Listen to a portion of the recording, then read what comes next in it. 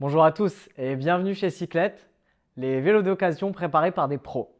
Aujourd'hui, on va vous parler de la différence entre un gravel et un vélo d'endurance. Est-ce qu'on peut faire du gravel avec un vélo d'endurance? On va répondre à cette question.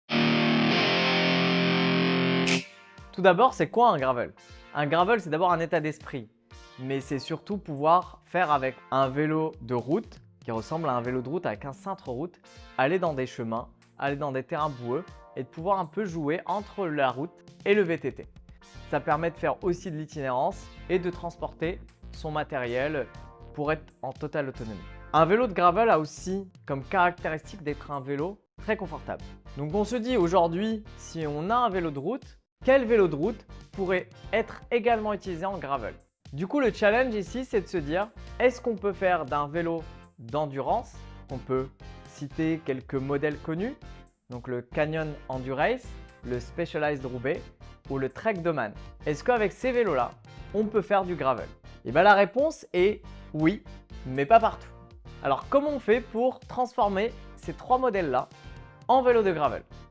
Donc tout d'abord, de façon très simple, on peut prendre ces vélos-là et mettre des pneus de 32 avec des crampons. Donc on les met en tubeless avec des crampons. On va pouvoir baisser la pression sur ces roues-là et passer partout. Ça va être du gravel light et on pourra rouler très facilement sur des chemins boueux, escarpés, avec tout le confort suffisant et en plus continuer à rouler sur de la route. Maintenant, on vous a dit comment transformer votre vélo d'endurance en gravel. Mais on va également vous donner quelles sont les spécificités du gravel qui sont vraiment uniques au gravel et n'existent pas dans les vélos d'endurance. Donc on va commencer par la largeur des fourches, que ça soit ici ou que ça soit la largeur des haubans à l'arrière.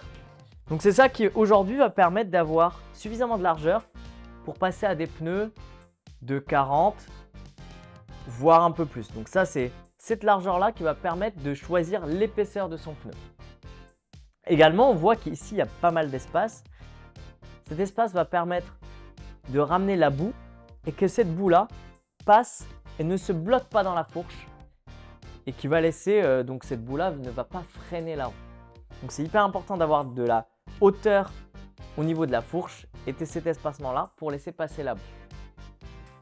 Autre point qu'ont les vélos de gravel, c'est ces petits points d'attache que vous voyez un peu partout et qui permettent d'ajouter des sacoches, d'ajouter des porte-bidons et ça permet du coup de faire de l'itinérance un peu plus loin. Ici, on peut mettre des accroches pour les garde-boue, ce qui va nous permettre d'avoir des garde-boue aussi pour faire du gravel. Ce qu'on vous conseille, c'est d'avoir ce modèle-là, typiquement soit avec une seule paire de roues et changer les pneus quand on veut, soit ce modèle-là avec deux paires de roues.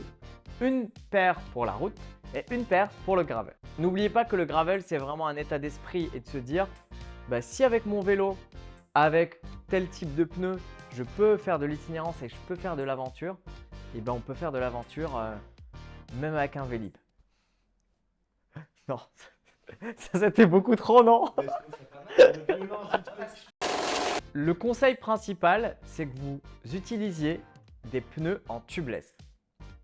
Le fait d'utiliser des pneus en tubeless va vous permettre de gonfler vos pneus à 3 bars ou à 4 bars, mais qui va vous permettre d'avoir une pression basse, qui va avoir un meilleur confort, une meilleure accroche et d'éviter les crevaisons.